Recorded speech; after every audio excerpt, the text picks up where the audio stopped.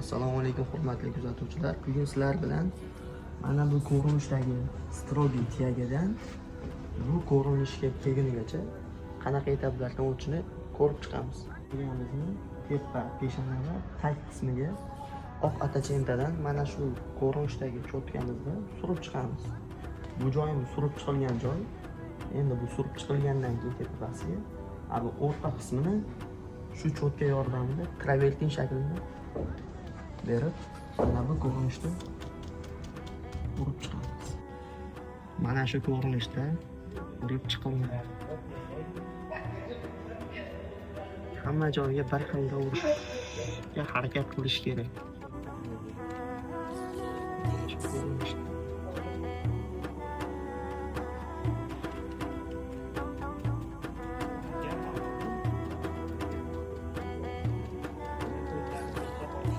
Urgandan keyin ko'rishingiz mumkin, bu tarafdagi effektni beradi.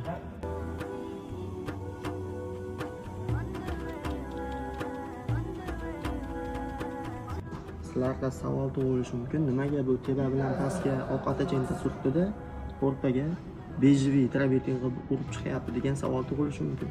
Buni bitta sababi tepa bilan pastimizni ajratib, o'rtani ham tiyagamizni bagatiroq ko'rinishini ta'minlab beradi.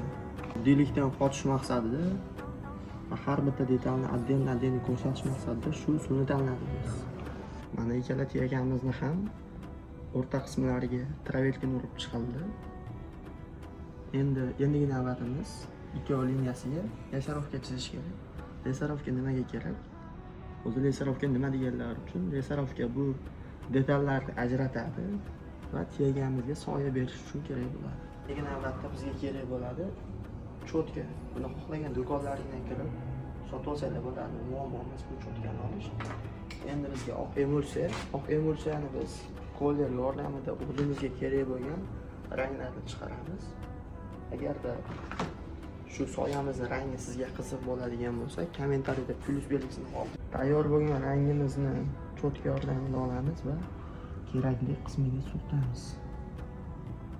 Nimaga biz kichkina cho'tka tanladik degan savollar bo'lishi mumkin. Bu kichkina cho'tka kam joyga, o'sha o'zingizga kerakli bo'lgan joyda berib, kerakmas joyga chiqib ketishini xavfni kamaytiradi.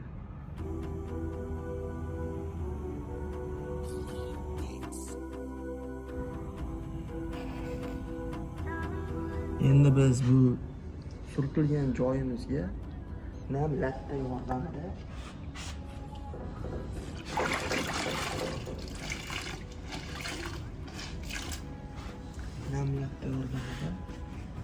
artib chiqamiz.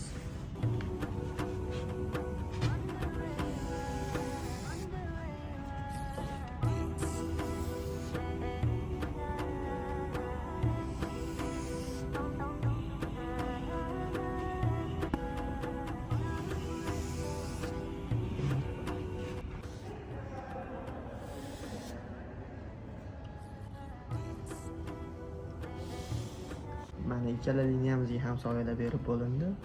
Agarda sizlarga bundan keyingi etaplar qiziq bo'ladigan bo'lsa, bizning sahifamizga obuna bo'lib qo'ying, like bosishni esdan chiqarmang.